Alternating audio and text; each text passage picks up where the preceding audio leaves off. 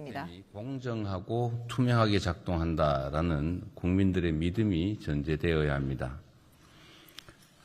규칙을 지키면 손해를 보고 규칙을 어기면 이득을 본다, 이런 인식이 팽배하게 되면 어떤 정책도 효과를 보기 어렵습니다. 그래서 국민의 삶을 짓누르는 반칙과 불공정, 비정상을 바로잡는 중단 없는 개혁이 더없이 필요합니다. 이를 통해서 공동체 전체의 연대와 신뢰가 굳건해지면 대체불가 대한민국으로 나아가는 길도 더 탄탄해질 것입니다. 거창한 구호나 목표보다는 국민이 체감하는 변화를 만들어내는 것이 무엇보다 중요합니다. 예를 들면 범정부 합동대응단 출범 이후에 보이스피싱 범죄가 눈에 띄게 감소했는데 이런 성과를 사회 전 분야로 꾸준히 확산시켜야 합니다. 매점 매석, 담합, 주가 조작, 국고 부정수급 같은 경제질서 교란 행위와 디지털 성범죄, 마약, 중대재해, 공직부패 등은 국민의 삶에 매우 큰 피해를 입히기 때문에 보다 집중적으로 대응해야 합니다. 개혁은 국민 삶의 실제 개선으로 이어질 때야 비로소 진정한 의미를 가집니다.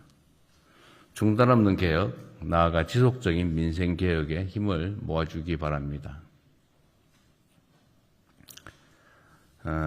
우리 정부 출범 이후 440여일이 지났습니다. 전체로 보면 대략 20% 조금 넘게 임기가 지난 셈인데 여러분들은 어떨지 모르겠지만 저는 매우 빠르게 지나갔다 이렇게 생각이 됩니다.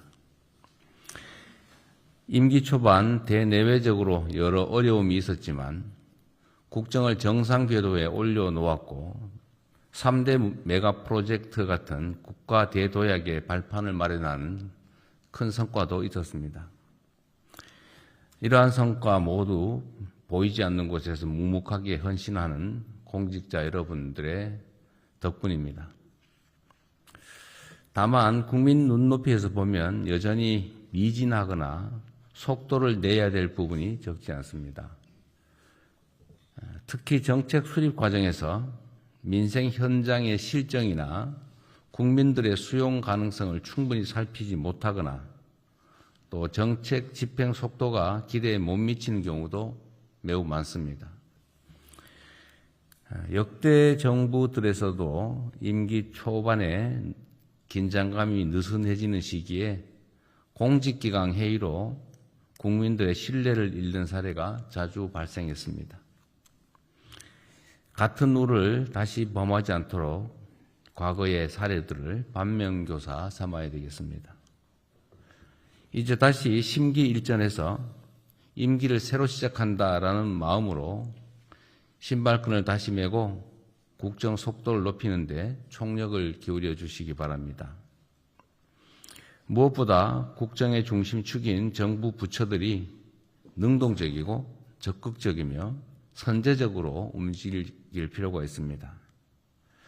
아울러 청와대 역시 각별한 책임감을 가지고 정부 부처들과 적극 소통하면서 창의적이고 속도감 있는 국정을 뒷받침해야 할 것입니다.